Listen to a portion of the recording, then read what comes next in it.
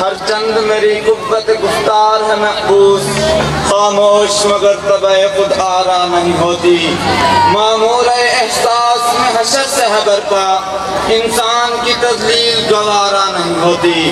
مسند انصاف پہ تشریف فرما جناب فیصل، آج کے اس معزز ایوان میں زیر بحث قرار دار شہد سے بہتر تھا کہ میں کسی غار میں رہتا، محض ایک قابل بحث موضوع ہی نہیں، روز روشن کی طرح آیا ایک حقیقت ہے جس کی تائید و توثیق ہر ذی فہم اور صاحب عقل و ادراک کے ذمہ ہے۔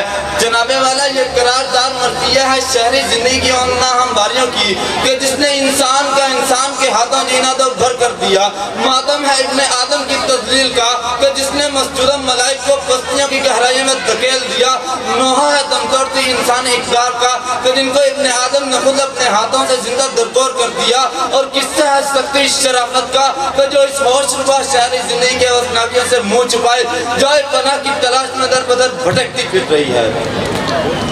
معیار زندگی کو اٹھانے کے شوق نے، معیار زندگی کو اٹھانے کے شوق نے کردار پستیوں سے بھی نیچے گرا دیا۔ جناب والا، ابتدائی آفرینی سے انسان کے دو مسائل رہے ہیں، ایک خوف اور دوسرا بھوک۔ کیا انسان کی شہری زندگی کی نام و نہاد ترقیوں نے انسان کو خوف سے امن بخشا؟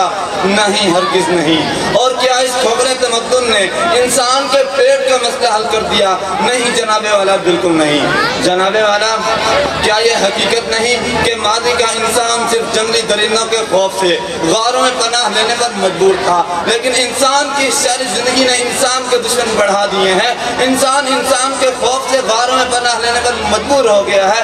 انسانی ذہن نے ایسے حیات کش ہتھیار ایجاد کر لیے ہیں کہ جن سے غاروں میں بھی زندگی غیر معمول ہو کر رہ گئی ہے۔ کریا کریا شہر شہر انسانی لباس میں ملبوس انسانیت کے دشمن خوف کی فصلیں بو رہے ہیں۔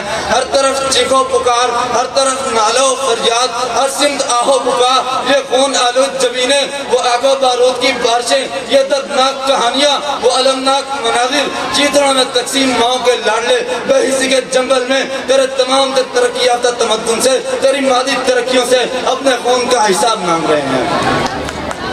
اجڑے رستے عجیب منظر، ویران گلیاں بازار بند ہیں، کہاں کی خوشیاں کہاں کی محفل، شہر تو سارا لہو لہو ہے۔